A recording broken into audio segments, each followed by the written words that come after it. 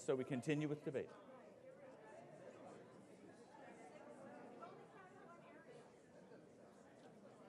I'm sorry. We have 115 yes votes and 60 no votes. So the motion for the previous question did not pass because it is not 2/3. So the conversation continues. Do we have more speakers? Yes, third row in from the back and one in from the aisle, right there. Thank you. Actually, I'm sorry, before you begin. So I have a note here from somebody saying it's difficult to concentrate due to comments from members between themselves. I'd like to remind members to please comment either a whisper, actually, to refrain from commenting. If anybody else can hear it, then you're being just a little bit rude and distracting. So you really need to be quiet so people can pay attention to the speakers. Thank you.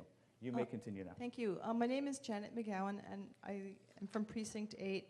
And I want to talk about this a bit, hopefully quickly, to give, I didn't have a clear opinion about this. I sort of went back and forth on it. You know, economic development is good. The town needs more taxes and revenue, and people need jobs. That's clear from living where we live and the communities around us. I was at a baseball game coming home with a very close relative who happened to have done economic development studies for cities and towns in New England for 5 years. And I laid the problem out to him, and he said, well, what kind of development does Amherst want?